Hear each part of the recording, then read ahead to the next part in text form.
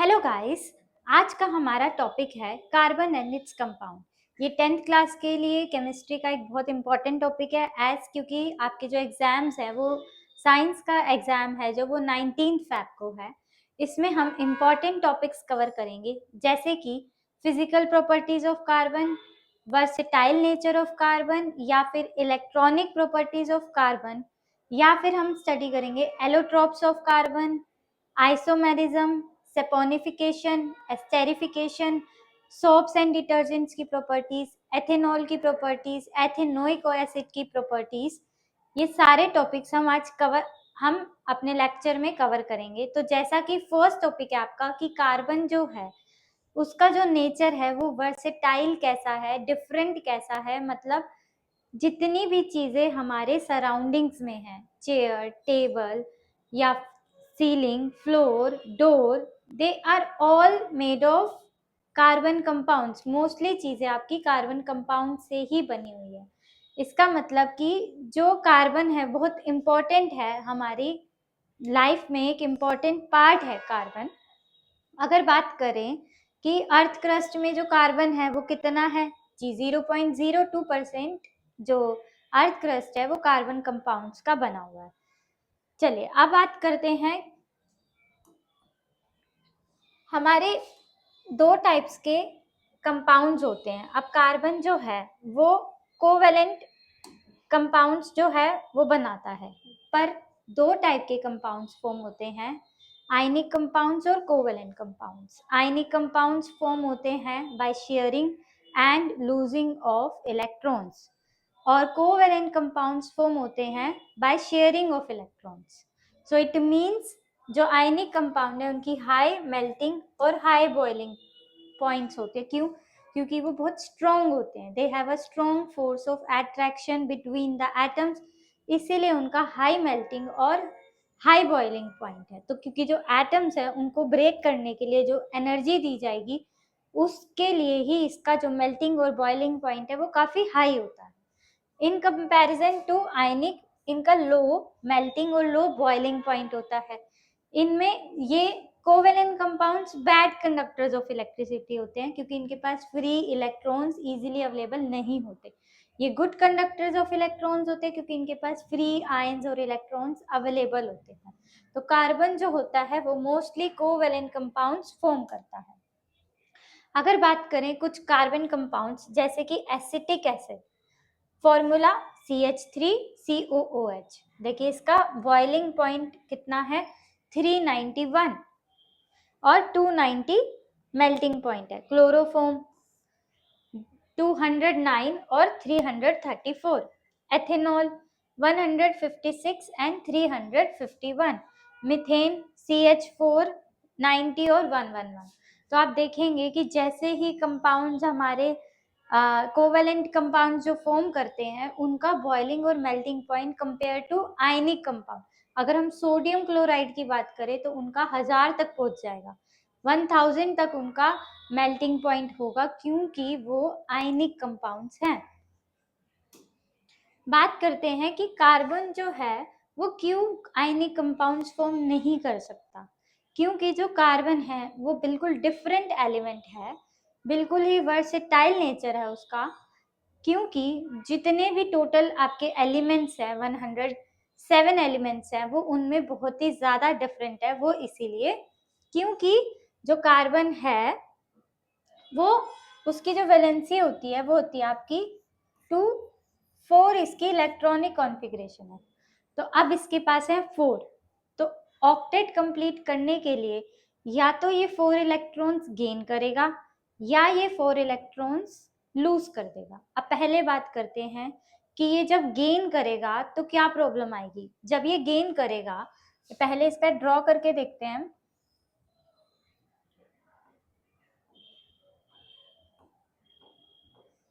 Suppose इसने 4 और gain कर लिए, अब क्या होगा, न्यूक्लियस के अंदर हम ऑलरेडी जानते हैं कि 6 अगर इलेक्ट्रॉन्स हैं तो 6 प्रोटॉन्स भी होंगे। तो न्यूक्लियस के लिए ये बहुत डिफिकल्ट हो जाएगा कि जो 10 इलेक्ट्रॉन्स है वो उसको होल्ड नहीं कर पाएगा। ये प्रॉब्लम आती है कार्बन को। अब दूसरी प्रॉब्लम क्या आती है कि अगर वो अगर वो 4 इलेक्ट्रॉन्स लूज कर देगा तो क्या होगा, यहाँ लूज आएगा,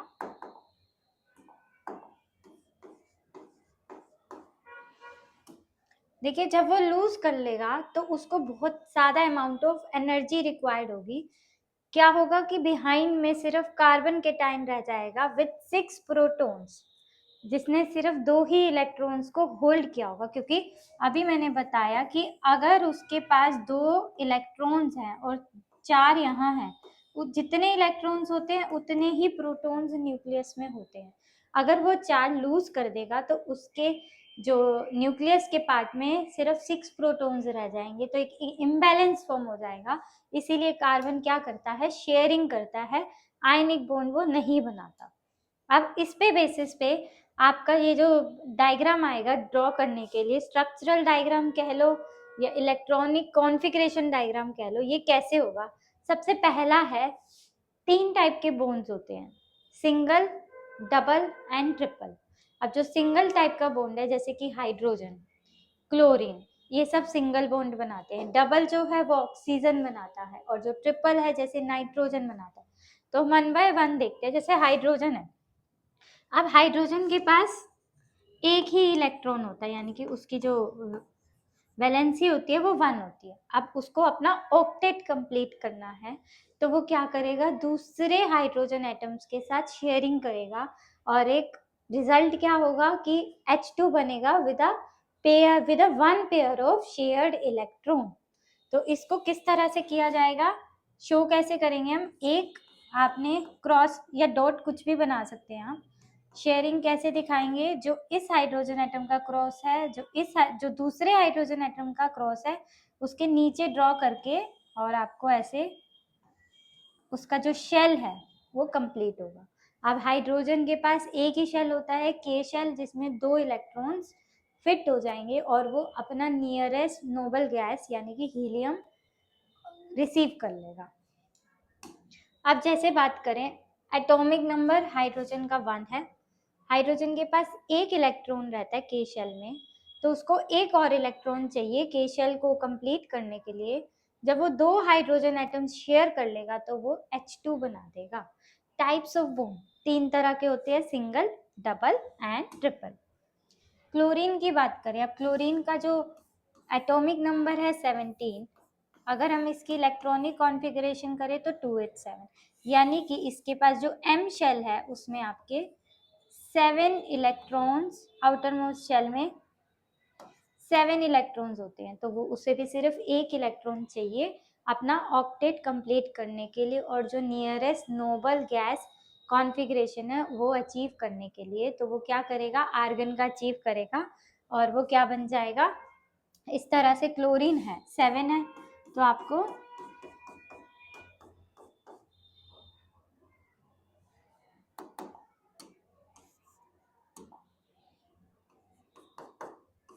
एक क्लोरीन एटम के पास एक इलेक्ट्रॉन है, दूसरा उसके नीचे शो कर देंगे आप, और इस तरह से इसका इलेक्ट्रॉनिक कॉन्फ़िग सर्कल बनाकर आप इसके शेल, एम शेल को कंप्लीट दिखा देंगे।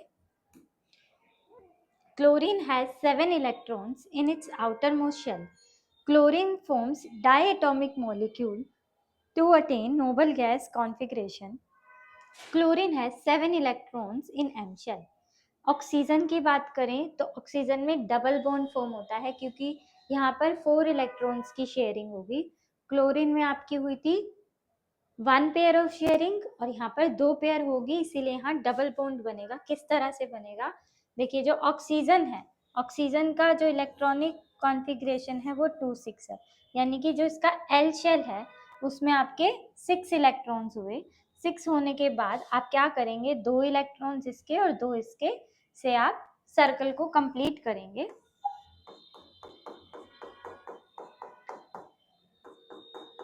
आपको 2 पेयर दिखाने हैं, और इस तरह से इसके 8 और इसके 8 कंप्लीट हो जाएंगे।